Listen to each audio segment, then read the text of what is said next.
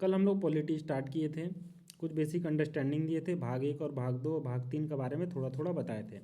आज के वीडियो में हम लोग क्या करेंगे, भाग 1 और भाग 2 को पूरी तरह से कंप्लीट करेंगे, फिर भाग 3 स्टार्ट करेंगे। आज ऑनलाइन क्लास नहीं होगा जूम ऐप पे, आज के लिए क्लास का रिकॉर्डिंग करें ताकि थोड़ा अच्छा से समझा सके आप लोग। जैसा जैसा जहाँ हमको लगेगा बेस्ट देना है आप लोग को, उस तरह से हम बेस्ट देंगे। यहाँ अच्छा समझाना था इसलिए ऐसे आप लोग को रिकॉर्ड करके दे रहे हैं, आप लोग देखिएगा ध्यान से। चलिए शुरू करते हैं हम लोग। यहाँ देखिए, भाग 1 हम बताए थे, भाग 1 में बताया गया है भारत का इंट्रोडक्शन, भारत का नाम, भारत किसी राज्य को मिला सकता है, उसमें चेंजेस कर सकता है और ऐसा करने के लिए राष्ट्रपति मना नहीं करेगा। तो अनुच्छेद 1 में बताया गया इंडिया अर्थात भारत। भाग 1 में 4 अनुच्छेद हैं, जिसमें से पहला है इंडिया अर्थात भारत, राज्यों का एक संघ होगा। राज्यों का संघ का मतलब ये होता है कि भारत का कोई भी राज्य भारत से टूट के अलग नहीं हो सकता।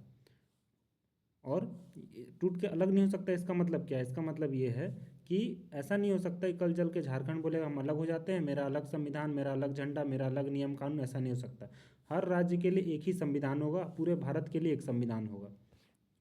यूएसए में क्या होता है, राज्य टूटकर अलग हो सकते हैं, भारत में राज्य टूट नहीं सकते।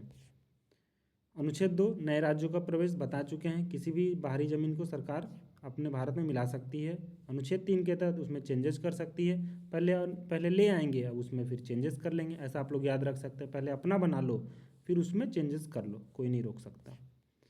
संसद विधि द्वारा 2 या 2 से अधिक राज्यों के भागों को मिलाकर किसी भी राज्य में से उसका राज्य क्षेत्र अलग करके परिवर्तन कर सकती है। अनुच्छेद 3 के बारे में भी थोड़ा डिटेल में लिखा गया है। किसी भी राज्य का क्षेत्रफल बढ़ा सकती है, घटा सकती है, नाम वगैरह में परिवर्तन कर सकती है।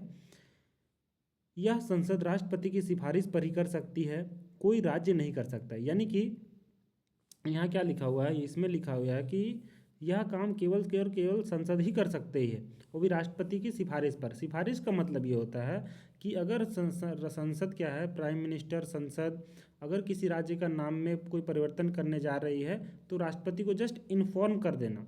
यानी कि राष्ट्रपति के ऑफिस में जाएगी, हमारे जो भी प्राइम मिनिस्टर होंगे राष्ट्रपति के ऑफिस में जाएंगे, जस्ट उसको इन्फॉर्म कर देंगे कि हाँ हम ये नाम परिवर्तन करने जा रहे हैं इस राज्य में, उसी को बोलता है राष्ट्रपति की सिफारिश पर कर सकते हैं। यानी कि प्री इन्फॉर्म करना, पहले से इन्फॉर्म कर दिए, हो गया, आप जाइए चेंज करिए, कोई आपको नहीं रोकेगा। अनुच्छेद 4 में बताया है कि राष्ट्रपति ऐसा काम करने के लिए मना नहीं कर सकता है। क्यों मना नहीं कर सकता? क्योंकि उसको पहले ही हम लोग इन्फॉर्म करके गए हैं, प्राइम मिनिस्टर पहले ही इन्फॉर्म कर दिया, तो साइन करने से मना क्यों करेगा? सिंपल सी बात है। लेकिन अलग सा अनुच्छेद उसके लिए बनाया गया है कि अनुच्छेद 2 और अनुच्छेद 3। अनुच्छेद 2 में संघ में किसी भी राज्य का प्रवेश या स्थापना करती है। अनुच्छेद 3 के तहत किसी भी राज्य के क्षेत्र, नाम या सीमाएं परिवर्तन करती है। तो ऐसा संसद केवल साधारण बहुमत से कर सकती है, इसके लिए संविधान में संशोधन करने की आवश्यकता नहीं है। अनुच्छेद 4 में बहुत इंपॉर्टेंट बात लिखा गया है, ध्यान सुनिए। अनुच्छेद 4 का सिंपल मतलब ये है कि किसी भी राज्य को शामिल करना, उसका नाम में परिवर्तन करने के लिए राष्ट्रपति मना नहीं करेगी। लेकिन ये तो हो गया सिंपल बात, लेकिन थोड़ा डीप में अगर इसको समझें तो यहाँ एग्जाम में उतना डीप नहीं पूछेगा, एग्जाम में तो 1 लाइनर क्वेश्चन आएगा, लेकिन आप लोगों को बस समझने के लिए। तो ऐसा संसद केवल साधारण बहुमत से कर सकती है, इसके लिए संविधान संशोधन अनुच्छेद 368 की आवश्यकता नहीं होती है। देखिए संविधान संशोधन क्या होता है? संविधान संशोधन यानी कि जो हमारा संविधान बना है, हमारा संविधान कब बना? 26 जनवरी 1950 को पूरी तरह से लागू हुआ, कंप्लीट हुआ, बन गया। लेकिन क्या कोई भी चीज़ अपने आप में पूरा कंप्लीट होता है, संपूर्ण होता है? क्या उसमें कभी भी कोई चीज़ का सुधार का जरूरत नहीं होता?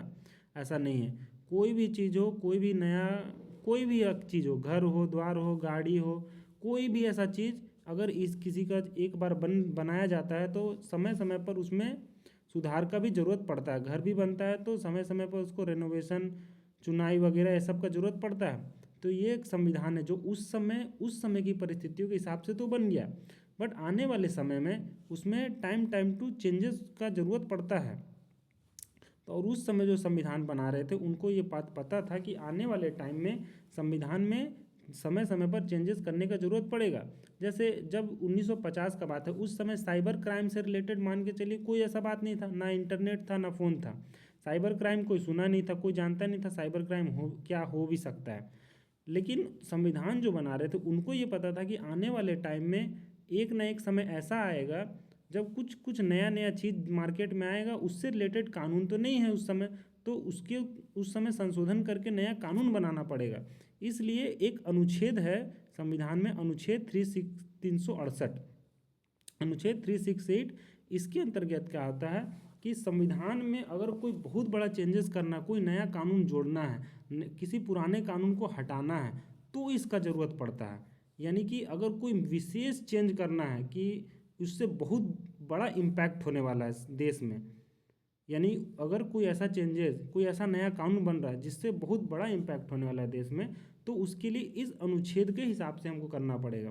और इस अनुच्छेद, संविधान जब संशोधन करते हैं ना, तो उसमें 2/3 सदस्य अगर वोटिंग करेंगे तो ही वो पास होता है साधारण। लेकिन ये जो अनुच्छेद 4 के तहत जो भी संशोधन होता है, यानी कि नए राज्यों को प्रवेश करना और राज्यों का नाम वगैरह में चेंजेस करना, यहाँ क्या लिखा है, तो ऐसा संसद केवल साधारण बहुमत से कर सकती है। तो ये साधारण बहुमत का मतलब होता है कि अगर 100 लोग अगर वोट कर रहे हैं किसी कानून के लिए, तो अगर 50 लोग भी अगर उसका समर्थन में हो तो ये साधारण बहुमत। लेकिन अगर स्पेशल चेंजेस करना है, विशेष बहुमत जिसको बोलते हैं, तो उसमें 2/3 चाहिए। यानी कि अगर 100 लोग मतदान कर रहे हैं किसी स्पेशल कानून के लिए, यानी संविधान में कोई स्पेशल संशोधन करना है, सुधार करना है, तो उसके लिए 100 में से कम 66 लोग, 66-67 लोग उसके पक्ष में बोलने चाहिए। उसको हम लोग बोलते हैं विशेष बहुमत। तो अनुच्छेद 4 में बताया गया कि साधारण बहुमत से, यानी कि 100 में से 50 लोग भी अगर सहमत है तो संसद ऐसा कर सकती है, 2 और 3 को कर सकती है। समझ गए होंगे साधारण बहुमत और विशेष बहुमत में अंतर क्या होता है। साधारण का मतलब 50% और विशेष का मतलब होता है 66%।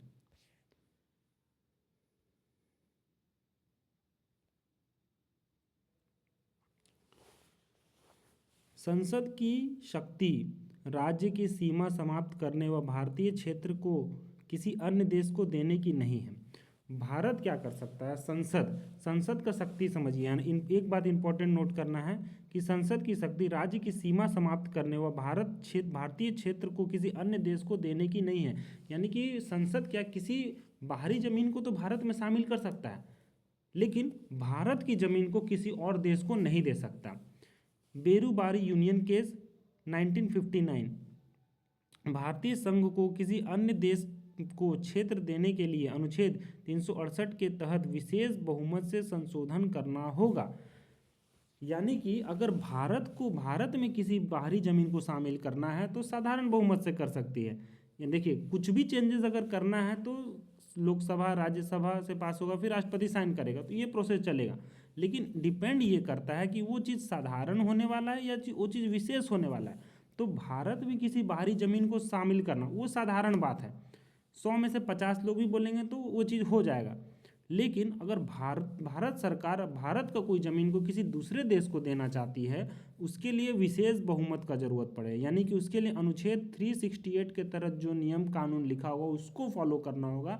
यानी कि 100 में से 66 लोग जब बोलेंगे कि हाँ ऐसा करो, तो ही ऐसा होगा। तो ये एक केस हुआ था, बेरूबारी यूनियन केस 1959 का एक केस है, जिसके तहत सुप्रीम कोर्ट ने यह फैसला दिया कि अगर भारत को किसी ज़मीन को देना है तो उसके लिए 368 के हिसाब से ही देना होगा, साधारण बहुमत से नहीं दे सकते।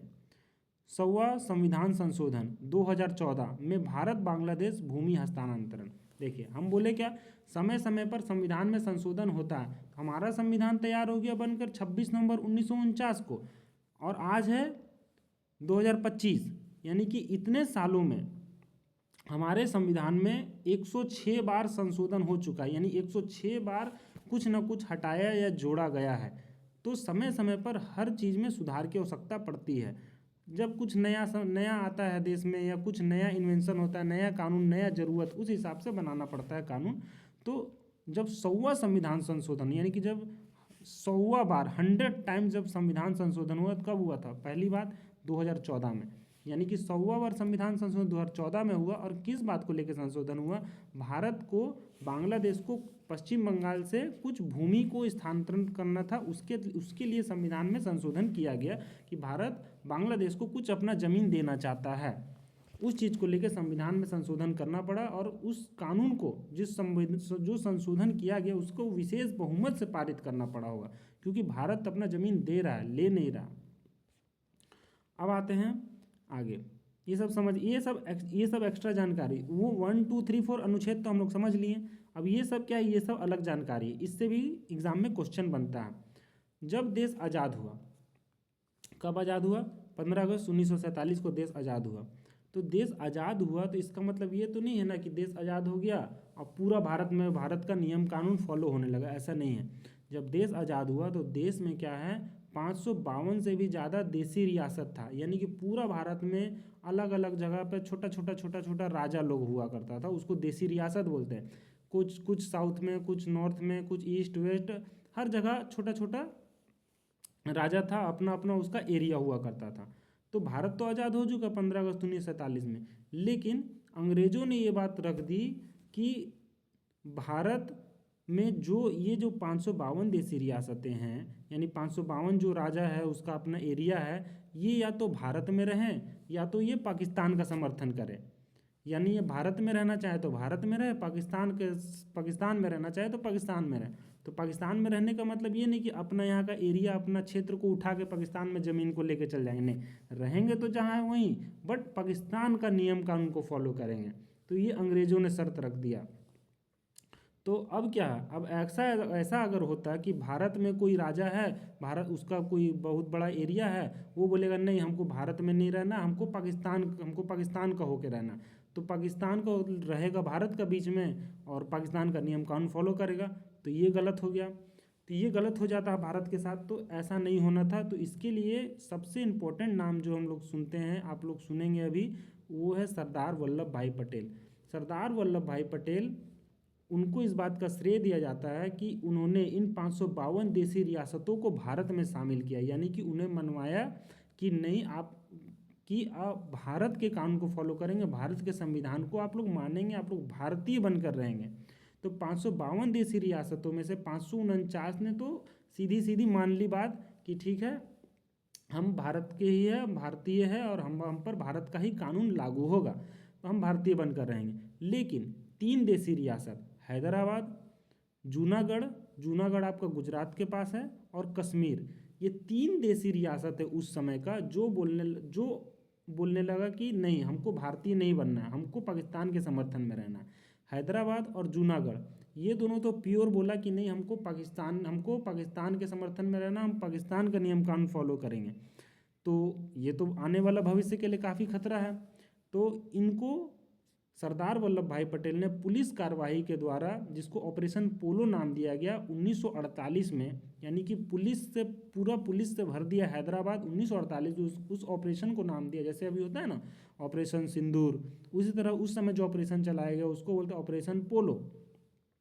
ऑपरेशन को नाम दिया ऑपरेशन पोलो, और पुलिस कार्रवाई के द्वारा हैदराबाद को भारत में ज़बरदस्ती मिलवाया कि नहीं तुम पर भारत का ही कानून लागू होगा, पाकिस्तान का नहीं।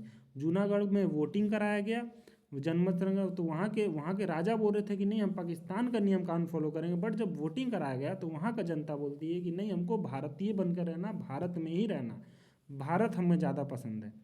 कश्मीर का कहानी थोड़ा अलग है। कश्मीर बोलता था ना हमको भारत में रहना है, ना हमको पाकिस्तान में रहना, हमको स्वतंत्र रहना, यानी कि ना मेरा यहाँ भारत का संविधान फॉलो होगा, ना मेरा यहाँ पाकिस्तान का संविधान फॉलो होगा, मेरा यहाँ हम अपना खुद का संविधान बनाएं, खुद का झंडा होगा। तो कश्मीर का कहानी थोड़ा अलग था। वहाँ के राजा थे जिनका नाम है महाराजा हरी सिंह, ये वहाँ के राजा का नाम है। अब हुआ क्या कि जनता मुसलमान, राजा हिंदू, थोड़ा गड़बड़ होने लगा, और कश्मीर का लोकेशन ही कुछ ऐसा है कि भारत भी चाह रहा था मेरा में रहे और पाकिस्तान भी चाह रहा था मेरा में रहे। तो पाकिस्तान क्या किया, अपना कुछ आर्मी भेज दिया वहाँ पर ही। कहाँ भेज दिया? कश्मीर में अपना आर्मी घुसा दिया, आतंकवाद घुसा दिया कि कश्मीर को जितना कब्जाना है कब्जा लो। तब क्या हुआ, ये जो कश्मीर का राजा है महाराजा हरी सिंह, इसने देखा कि ना घर का रहेंगे ना घाट का रहेंगे।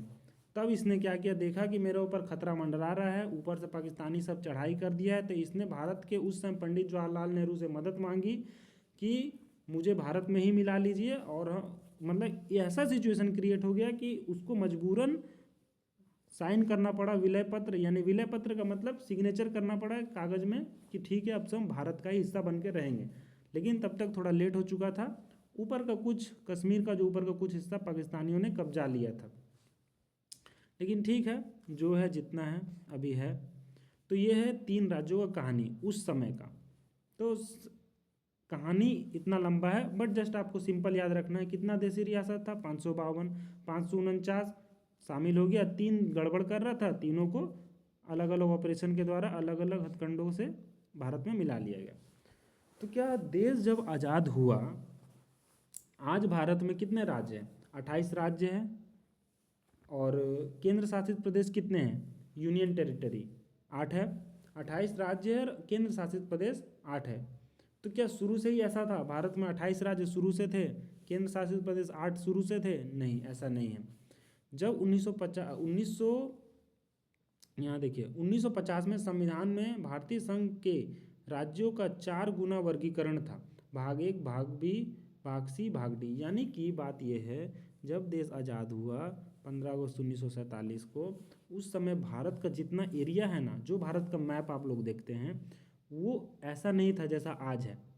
बिहार, झारखंड, यूपी, एमपी ऐसा नहीं था। उस समय पूरा भारत का ज़मीन को 4 भाग में बांटा गया था, भाग ए, भाग बी, भाग सी, भाग डी। भाग ए, इसके बारे में उतना ये चीज़ सर, ये भाग ए, भाग बी, सी, डी जो है, ये सिर्फ समझने के लिए, इसे याद नहीं करना, जस्ट अंडरस्टैंडिंग के लिए। अभी इसका कोई महत्व है भी नहीं। ए बी सी डी है क्या? ए बी सी डी ये है कि भाग ए वो क्षेत्र होगा जिसमें भारत का पूरा राज्य है अपना, मतलब भारत का अधिकार। भाग बी जिसमें अंग्रेजों का कुछ कुछ, मान लीजिए अंग्रेज, भारत तो आज़ाद हो गया 1947 में, ऐसा नहीं ना 1947 में भारत आज़ाद हो गया तो सारे अंग्रेज छोड़ के चल गए, पूरा भारत में अब एक भी अंग्रेज नहीं है, अंग्रेजों का कुछ कारखाना नहीं, सब कारखाना ध्वस्त हो गया, सारे राजा भारत में शामिल हो गए, ऐसा नहीं है। अभी तो आज़ाद हुआ, अभी तो धीरे धीरे कानूनी कार्रवाई चलेगा, पेपर वर्क होगा, प्रोसेस चलेगा, धीरे धीरे सब हटेगा। तो 4 टाइप के राज थे, ए बी सी डी। ए वो क्षेत्र था जहाँ भारत का अपना शासन है, बी वो क्षेत्र जहाँ भी ब्रिटिश का कुछ कुछ शासन चल रहा है, सी और डी, इस तरह से अलग अलग क्षेत्र हुआ करते थे, ए बी सी डी। ऐसा जैसा आज भारत में 28 राज्य है, वैसा नहीं था उस समय। ये सब धीरे धीरे धीरे धीरे डेवलप हुआ। भाषा के आधार पर राज्यों का पुनर्गठन, एसके धर आयोग। अब क्या हुआ, 1948 में सरकार ने सोचा कि चलो भाषा, क्योंकि भारत में हजारों की संख्या में अलग अलग भाषाएं हैं, तो ऐसा नहीं ना 1000 भाषा है तो 1000 गो राज्य बना दे भारत में, तो शासन करना मुश्किल हो जाएगा। तो लेकिन फिर भी जो मेजर भाषा है, इंपॉर्टेंट भाषा, उसके आधार पर राज्यों को बनाया जाए।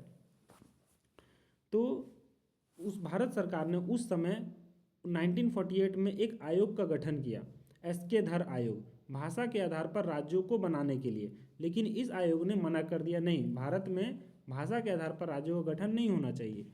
फिर आता है 1948 में एक और कमेटी बनाई गई, JVP कमेटी। JVP कमेटी ने भी राज्यों का पुनर्गठन की मांग को मतलब खारिज कर दिया, यानी एसके धर आयोग बनाया गया, उसने भी मना कर दिया। JVP कमेटी बनाया गया, जे से जवाहरलाल नेहरू, बी से सरदार वल्लभ भाई पटेल और पी से पट्टाभी सिद्धारमैया। तो JVP समिति बनाया गया। ये तीनों नाम हैं, जवाहरलाल नेहरू, वल्लभ भाई पटेल और पट्टाभी सिद्धारमैया, 3 नाम हैं।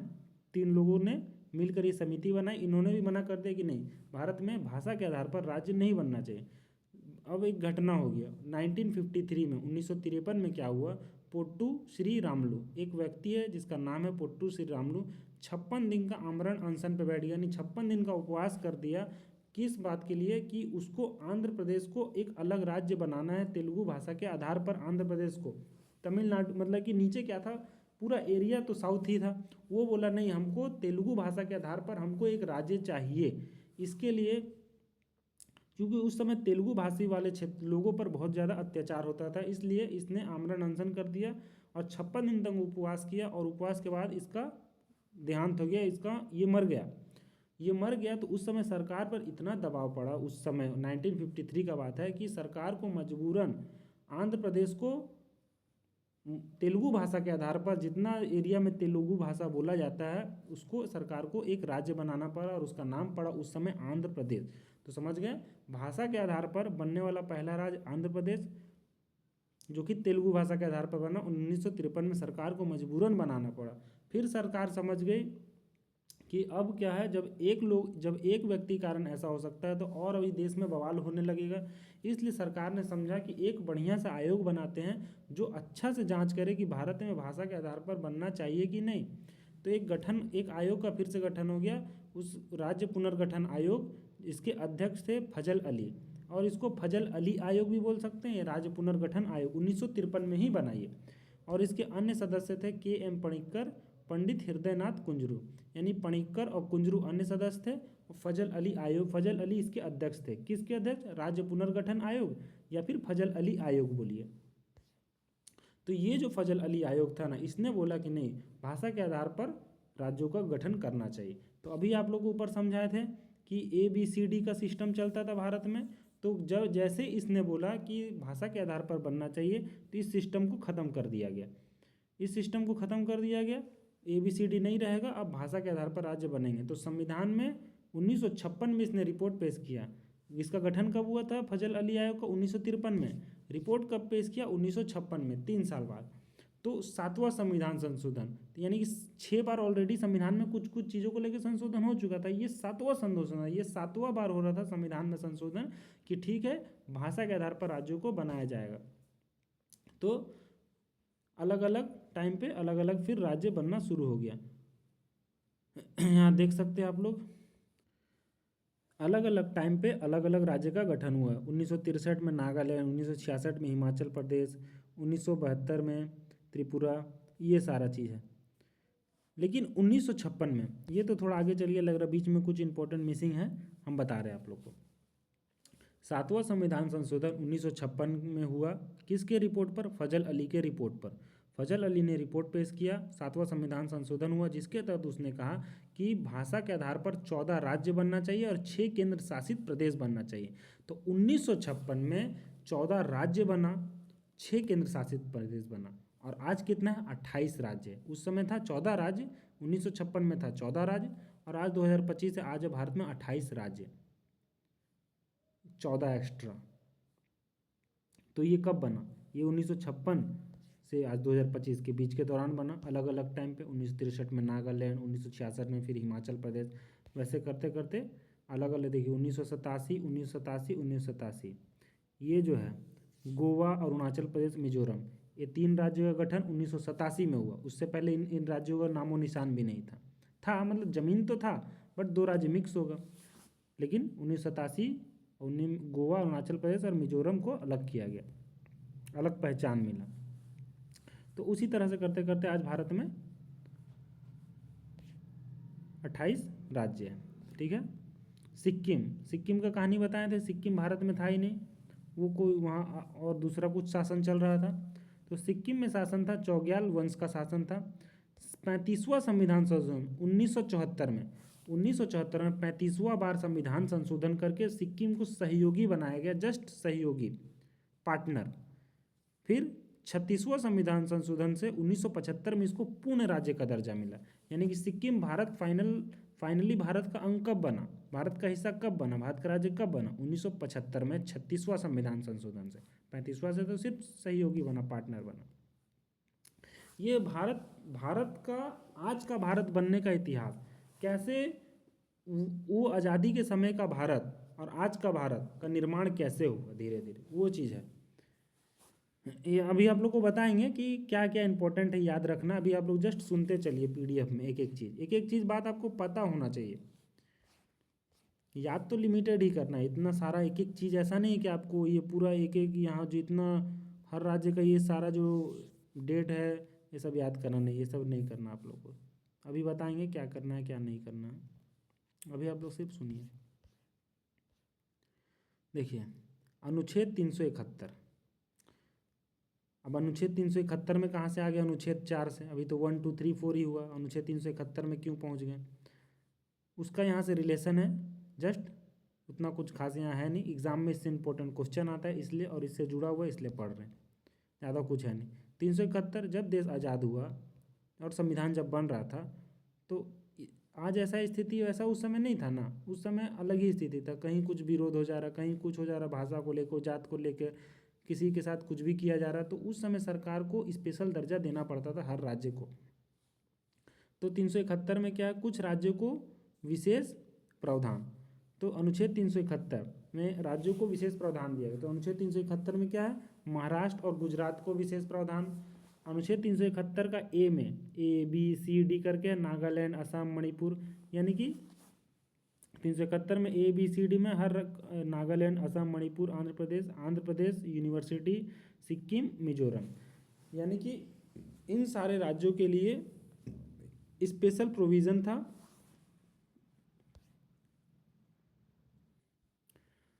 तो ये जो अनुच्छेद 371 है ये इंपॉर्टेंट है, एग्जाम में इससे सवाल आता है और इसको याद करना पड़ेगा। हम बता रहे कैसे याद करना है। इसको याद करने का एक ट्रिक है। क्या ट्रिक है? देखिए, अनुच्छेद 371 सिंपल याद रखना है, क्या है? महाराष्ट्र और गुजरात, महाराष्ट्र गुजरात अनुच्छेद 371। अब है ABCD से लेकर कहाँ तक गया? J तक गया, यानी कि ABCDEFGHIJ यहाँ तक याद करना हमको। तो इसका ट्रिक है, देखिए साइड में लिखा हुआ है, NAM नाम, AASM 371 का H, नीचे में A है, ये A, तो नाम NAM नाम, ट्रिक समझिएगा, NAM नाम, फिर AASM, नीचे में इधर A है, तो नाम आसमा, नाम आसमा, समझे?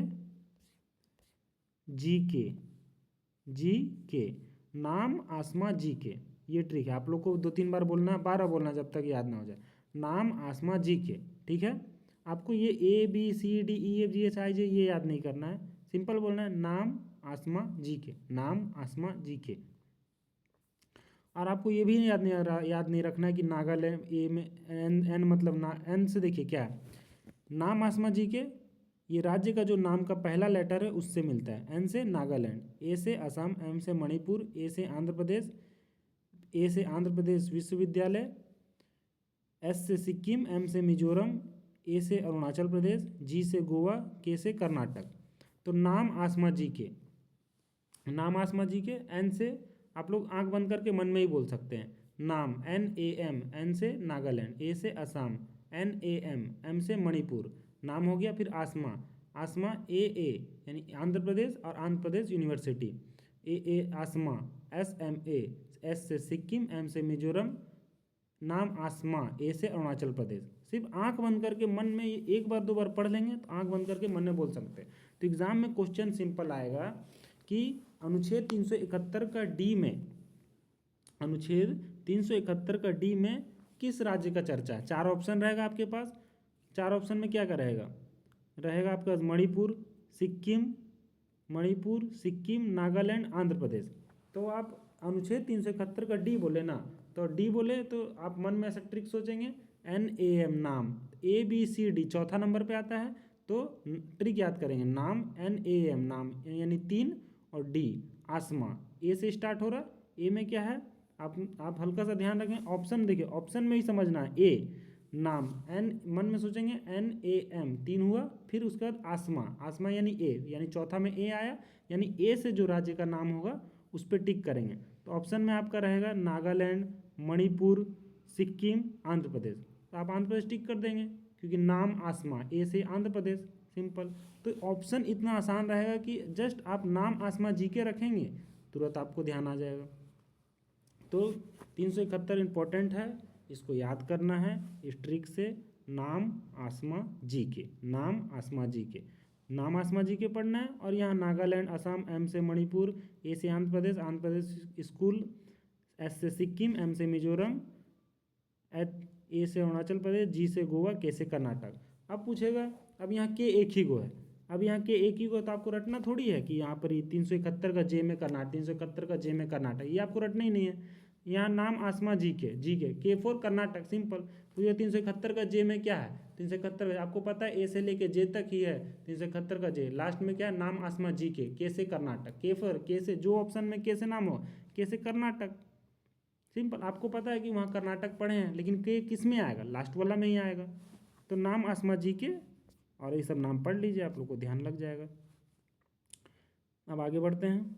किस वर्ष में आंध्र प्रदेश राज्य के पुनर्गठन के बाद तेलंगाना भारत का 29वां राज्य बन गया था? 2014 में। 2014 में तेलंगाना का स्थापना हुआ था। 7 बहनों के राज्य, अरुणाचल प्रदेश, असम, मणिपुर, मेघालय, मिजोरम, नागालैंड, त्रिपुरा, 7 बहनों, यानी कि जो हमारे जो नॉर्थ ईस्ट है, उत्तर पूर्वी राज्य है, जिसमें कौन कौन आते हैं, इनको 7 बहन को लाया, 7 बहनों यानी कि 7 सिस्टर, सेवन सिस्टर बोला जाता है अरुणाचल प्रदेश, असम, मणिपुर, मेघालय, मिजोरम, नागालैंड, त्रिपुरा। उस नेता के बारे में बताएं जिसने हैदराबाद राज्य के विघटन का विरोध नहीं किया और राज्य पुनर्गठन समिति में उसका प्रतिनिधित्व किया। कोट्टू सित्तय गुप्त। तो जस्ट नाम याद रखना है एक क्वेश्चन की तरह, इसको यहाँ कुछ समझने लायक है नहीं। ये हो गया भाग 1। अब आता है नागरिकता। छोटा सा समरी दे देते हैं हल्का सा। एक मिनट थोड़ा पानी पी लेते हैं। तो हम लोग भाग 1 पढ़ें। भाग 1 में 4 ही अनुच्छेद है, 1, 2, 3, 4। लेकिन ये सब एक्स्ट्रा जानकारी है, ये सारा बात भी आप लोग को पता होना चाहिए, ठीक है। अब आते हैं नागरिकता। नागरिकता संविधान का भाग 2 अनुच्छेद 5 से 11। भारत में एकल नागरिकता है। ऐसा नहीं कि झारखंड के आप हैं तो हमारे लिए एक अलग नागरिकता और भारत के लिए एक अलग नागरिकता, हमारे पास 2 नागरिकता कार्ड हो, ऐसा नहीं, सिर्फ एक नाम, भारत के ही नागरिक है। और नागरिकता ब्रिटेन से संविधान से लिया गया। भारत का जब संविधान बन रहा था उस समय कई देशों का संविधान था, तो कई देशों का संविधान था, तो जिन देश से जो चीज़ ज़रूरत का लगा भारत में उसको शामिल कर लिया गया। जैसे भारत के पास एकल नागरिकता, यानी कि भारत का अगर कोई नागरिक है तो ये नहीं बोले कि हम झारखंड के नागरिक हैं और भारत के भी नहीं, सिंपल भारत के नागरिक हैं। और इस चीज़ को कहाँ से लिया गया, ये कानून को ब्रिटेन के संविधान से लिया गया है। लेकिन यूएसए में ऐसा नहीं, दोहरी नागरिकता, यानी कि अगर अमेरिका का कोई राज्य है वो बोलेगा कि हाँ हम इस, मान लिया अमेरिका में एक राज्य है फ्लोरिडा, तो फ्लोरिडा हो गया, कैलिफोर्निया हो गया, ये सब अमेरिका का राज्य है। तो अगर कोई बोलता है कि नहीं हम कैलिफोर्निया के निवासी है, कैलिफोर्निया की नागरिकता है मेरे पास और मेरे पास अमेरिका की भी नागरिकता, तो वहाँ हो सकता है, राज्य का देश का अलग अलग नागरिकता हो सकता है, लेकिन भारत में ऐसा नहीं। नागरिकता अनुच्छेद 5 से 8, अनुच्छेद 9 से 11। 5 से 8 में क्या है, 26 जनवरी 1950 के पहले कोई भारत का नागरिक है या नहीं। और 9 से 11, 26 जनवरी 1950 के बाद कौन भारत का नागरिक होगा। नागरिकता संशोधन अधिनियम 1955 में आया। यानी कि अनुच्छेद 5 से 8 क्या बताता है, 26 जनवरी 1950 के पहले कोई भारत का नागरिक है या नहीं। यानी कि 26 जनवरी 1950 से पहले कोई भारत का नागरिक है या नहीं। उस समय क्या है कि स्थिति उस समय के हिसाब से ये 5 से 8 और यानी 5, 6, 7 और 8 उस समय का स्थिति के हिसाब से नागरिकता दिया गया। 9 से 11 बताया गया कि 26 जनवरी 1950 के बाद कौन भारत का नागरिक होगा, यानी उसके लिए नियम। नागरिकता संशोधन, अब समय समय पर चेंजेस का भी जरूरत पड़ता है, तो ये नागरिकता संशोधन अधिनियम पहली बार कब आया, 1955।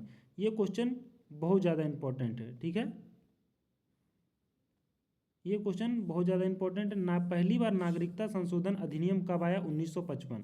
ये क्वेश्चन मतलब बहुत ज़्यादा इंपॉर्टेंट है, इस चीज़ को ध्यान रखिएगा। नागरिकता संशोधन अधिनियम कब आया, पहली बार 1955 में, ठीक है।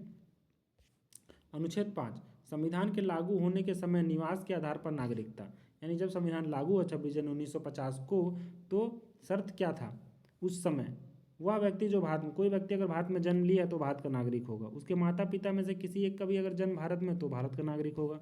संविधान के लागू होने से कम 5 वर्ष पहले भारत में अगर निवास कर रहा तो भारत का नागरिक होगा, स्टार्टिंग में बोला गया। अनुच्छेद 6 में क्या बताया गया, पाकिस्तान से भारत आने वालों के लिए नागरिकता, यानी कोई अगर पाकिस्तान से भारत आया है तो उसके लिए नागरिकता दिया गया।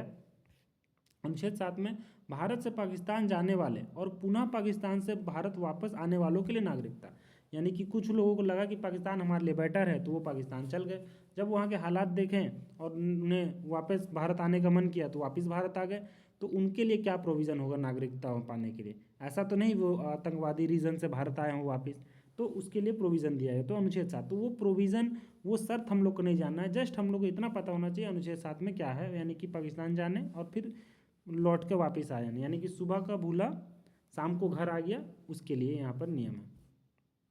अनुच्छेद 8, वह व्यक्ति जो मूल भारतीय मूल का हो परंतु संविधान लागू के समय भारत क्षेत्र में निवास नहीं करा, बताए थे आप लोग को, यानी कि कोई मान लीजिए विदेश में रह रहा हो, भारतीय है, वो भारतीय बट वो विदेश में रह रहा हो, वहाँ पर उसके बच्चों का जन्म हुआ तो उसके लिए नागरिकता। अनुच्छेद 9, किसी अन्य देश की नागरिकता ग्रहण करने भारतीय नागरिकता स्वयं समाप्त हो जाएगी, यानी कि अगर आप भारत के नागरिक हैं और आप अमेरिका की नागरिकता ले लेते हैं तो आप भारत के नागरिक नहीं रहेंगे उस दिन से। अनुच्छेद 10, नागरिकता अधिकारों की निरंतरता, यानी कि नागरिकता जो है हमारा, यानी कि अगर आप ये 10 में क्या है, सिंपल इतना है कि निरंतर नागरिकता अधिकार निरंतरता, मतलब कि आप भारत के नागरिक बने रहेंगे जब तक कि आप कुछ गलत सलत नहीं करते, यानी कि देश विरोधी काम नहीं करते। अनुच्छेद 11 में बताया गया है कि नागरिकता से रिलेटेड कोई भी नियम कानून हो, कौन बनाएगा? संसद बनाएगा। बताए थे आपको कल, नागरिकता से रिलेटेड कोई भी कानून संसद बनाता है। कौन सा मंत्रालय के अधीन आता है? गृह मंत्रालय के अधीन आता है।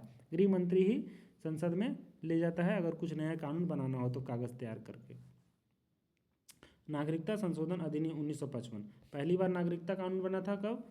1955 में पहली बार नागरिकता संशोधन अधिनियम आया। संविधान में तो ये सारा पार्ट है, ये अनुच्छेद 5, 6, 7, 8, 9, 10, 11 ये तो था ही, लेकिन कुछ संशोधन का जरूरत पड़ा कुछ टाइम के बाद। 1955 में क्या संशोधन किया गया? नागरिकता प्राप्ति और नागरिकता समाप्ति, तीन बात लिखा गया। नागरिकता प्राप्ति 1955 में कहा गया कि अगर कोई जन्म से है तो भारत का नागरिक है, वंश से है तो ही भारत का नागरिक है, अगर कोई पंजीकरण से चाहता है भारत का नागरिक बनो तो नागरिक बन सकता है। यानी कि कुछ समय भारत में रहिए, फिर रजिस्ट्रेशन करिए, फिर आप भारत के नागरिक बन जाएंगे। नागरिकता समाप्ति कैसे होगा? खुद से दे दे, या फिर सरकार उससे छीन ले, या फिर पर्यावसन, मतलब कोई देश का दूसरा देश का नागरिकता ले ले तो ऑटोमेटिक चल जाएगा नागरिकता। 1955 ये बात कहा गया। तो इतना हमको याद नहीं रखना, जस्ट आपको सिंपल इतना याद रखना कि पहली बार नागरिकता संशोधन अधिनियम कब आया? 1955 में, बात खत्म।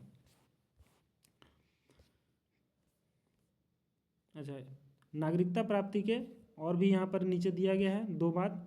देशीकरण से, देशीकरण का मतलब क्या होता है?